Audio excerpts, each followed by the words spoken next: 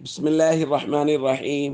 عن أم سلمة رضي الله تعالى عنها قالت قال رسول الله صلى الله تعالى عليه وسلم: من رأى هلال ذي الحجة فأراد أن يضحي فلا يأخذ من شعره ولا من أظفاره حتى يضحي. رواہ النسائی۔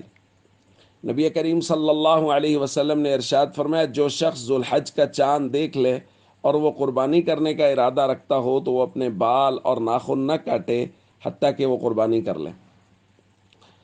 دوستو، جن لوگوں کا قربانی کرنے کا ارادہ ہے ان کے لیے مستحب عمل یہ ہے کہ ذی الحج کا چاند نظر آنے سے لے کر قربانی کا جانور ذبح ہونے تک وہ اپنے ناخن اور بال وغیرہ نہ کٹوائیں، بلکہ ذی الحج کا چاند نظر آنے سے پہلے وہ اپنے ناخن اور بال وغیرہ درست کروا لیں۔ یہاں دو باتیں ذہن میں رکھیں۔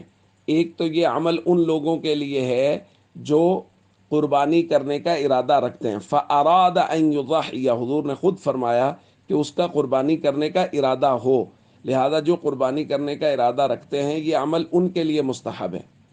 اور دوسری درخواست یہ ہے کہ ہر عمل کو اس کی جگہ پر رکھنا چاہیے۔ یہ مستحب عمل ہے، اس کو کرنا چاہیے، یہ باعث ثواب ہے۔ لیکن اگر کوئی شخص ایسا ہے جو سفر پر تھا یا اس کے علم میں نہیں تھا یا سستی کی وجہ سے وہ بال ناخن وغیرہ نہیں کٹوا سکا، اور اب ذی الحج کا چاند نظر آ گیا اور بال بڑھ رہے ہیں اور ناخن بڑے بڑے ہو رہے ہیں، تو اب ان کو چاہیے کہ وہ ناخن اور بال وغیرہ کاٹ لیں، کہ ذی الحج کے 10 دنوں کے اندر بھی بال اور ناخن کاٹنا جائز ہے اگر کسی کے بہت زیادہ بڑھ رہے ہیں۔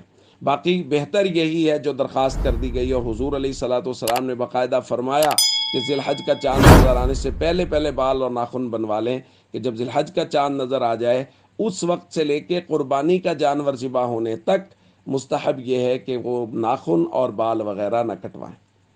السلام علیکم ورحمۃ اللہ وبرکاتہ۔